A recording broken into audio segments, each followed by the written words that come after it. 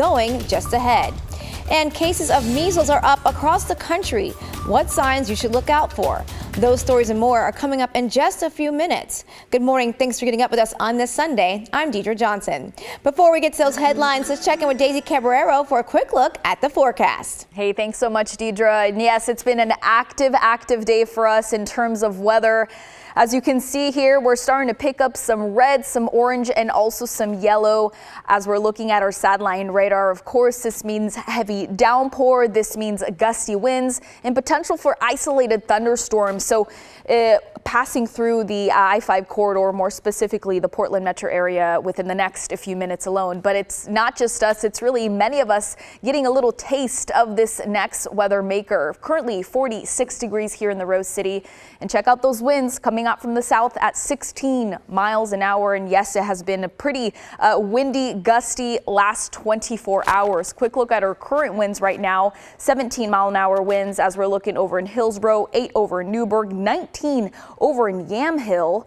Troutdale coming out from the south at right about 9 miles an hour. Quick look at your current temperatures also this morning. We're looking at 44 out in Scappoose, 38 for Larch Mountain. And we're seeing those low 40s up and down the coastline. But hey, we have a lot more to talk about. We'll also talk about if those winds will be dying down or staying gusty. We'll talk more about those details coming up. All right, thanks so much, Daisy. Well, we start off this morning with a traffic alert. The Liza Road overpass above State Route 14 in Vancouver remains closed until tomorrow morning. But when it opens up again, officials say it will be better than ever. The closure is letting crews repair the bridge support structure that was damaged by an oversized truck back in 2022. When the project is finished, the shoulder lane will be reopened, ending restrictions for those who walk, bike, or use mobility devices. Where is the acknowledgement of the 30,000 people who have been killed? Innocent civilians. Tensions were high during a board meeting in Multnomah County on Thursday. Commissioners unanimously passed a resolution calling for a ceasefire in Gaza. Ashley Grams was at the meeting. Shame on you! Shame on you! They were in a bunch. Shouts of anger disrupted a Multnomah County Commissioners meeting on Thursday. The ceasefire resolution should have been passed months ago. That's right! A resolution calling for a ceasefire in Gaza topped the agenda. I'm here to call for an immediate and permanent ceasefire in Gaza and hope the county can pass such a resolution today. Many stood in support of Palestine and the resolution, carrying posters, waving flags. I did not think I would be wearing a shirt calling for a ceasefire 4 months in. Where is the acknowledgement of the 30,000 people who have been killed? Innocent civilians. Palestinian self-determination. Zia Laboff is part of Jewish Voice for Peace in Portland. It is very in line with Judaism to speak out against injustice. Hamas, who is never mentioned by name. But not all Jewish people attending the meeting shared the same views. Certainly the non-empathy for the Israelis through all of this certainly came out loud and clear. Mark Blattner is the president of the Jewish Federation of Greater Portland. It should be made clear that Israel is not at war with the people of Gaza. It is at war with Hamas. We believe that these ceasefire resolutions should fully acknowledge the atrocities of October 7th, including the ongoing trauma of the people of Israel. Despite the pushback, Blattner does want the violence to end. Our hope is that the war will eventually come to an end, but that end requires that the hostages are released and that Hamas is out of power. As testimony drew to a close, county commissioners voted unanimously to pass the resolution. Aye. The resolution as amended is adopted. It should not be controversial to call for an end to violence. And so there's so much more work to be done. The county joins dozens of cities across the U.S. calling for peace in Gaza. But so far, the city of Portland has avoided that declaration. City leaders in Salem are working to address a dramatic rise in gun violence. On Wednesday, they held a forum allowing residents to discuss ways to help. Neighbors said they're frustrated and worried about the increase in violent crime in Salem. A recent study in the city found the number of shootings has doubled in the last 5 years, and violent crime is up 42% since 2014. The Salem police chief says those numbers are unacceptable. Data shows that most of the city's shootings happen within a 5-square-mile area in northeast Salem. Most of the victims are young men between the ages of 18 and 34. About half are Latino. The city is looking to take a community approach to decrease gun violence. That includes mentorship programs and other activities for those most at risk. And just one day after that meeting, 3 teens were shot at a park in Salem. 2 of the teens were injured. The third one died. The suspect in that deadly shooting is now in jail. The police department says 16-year-old Nathaniel McCrae Jr. turned himself in Friday night. He was booked into the Marion County Juvenile Detention Center on charges including second-degree murder and assault. 16-year-old Jose Vasquez Valenzuela was killed after shots were fired at Bush's Pastor Park Thursday afternoon. 2 other teens are still in the hospital. 10 people were arrested and more than $2,000 stolen merchandise was recovered by law enforcement during a public safety mission Friday.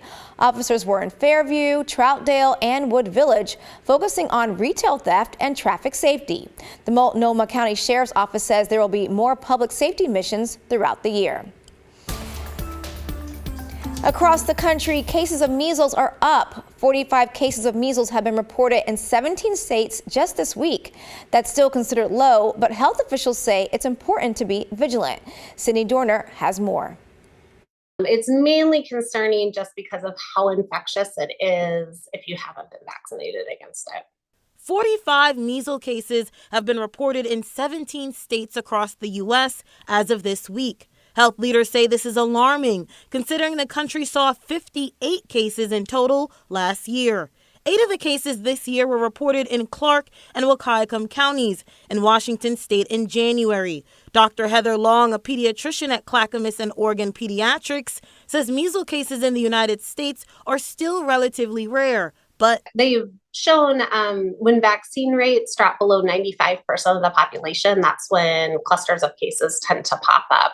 Measles has distinct symptoms that usually appear within the first few days of infection. Spots can show up in the mouth. They're white usually, and then a rash on the outside of the skin will start usually around that same time. The rash starts on the head and the face and spreads down the body and is usually redder and more noticeable than other viral rashes. If you see any of these symptoms, Dr. Long recommends contacting your medical provider for a screening. About 1 in 5 children with measles will end up getting hospitalized. Dr. Long says the vaccination against measles is largely effective. If your child has been vaccinated, concern for measles, even with rising cases in the U.S., something to keep in the back of your mind, but not something to be too worried about.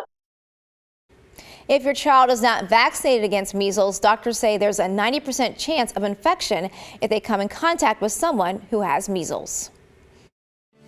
It's really a testament to multiple generations of leadership. Big changes coming to the Rose Quarter in the Albina neighborhood thanks to some federal money. The U.S. Department of Transportation has granted the state nearly $500 million for the Rose Quarter Improvement Project. It will create a highway cover that will reconnect areas of the historically black neighborhood. The Albina Vision Trust says the highway cover will be about 8 acres, making part of the interstate into a tunnel. The space on top of the tunnel will be turned into land that can be developed. It would be seismically graded to support development on top of it. You could put parks there, you could put museums there, libraries, anything that your mind could imagine you could build atop the cover. The money also funds street improvements to Broadway, making the area more walkable and accessible for residents. Daddy-daughter bracelets for Girl Power Day. To celebrate International Women's Month, the Creators and Curators Market held a Girl Power Market yesterday in Milwaukee. But this year came with a twist. Young entrepreneurs got a chance to sell their own handcrafted goods, some as young as 6 years old.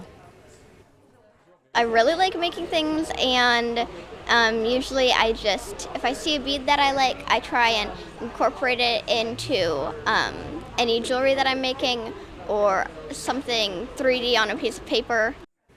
The event allows the kids to learn about future careers as well as empower and inspire them.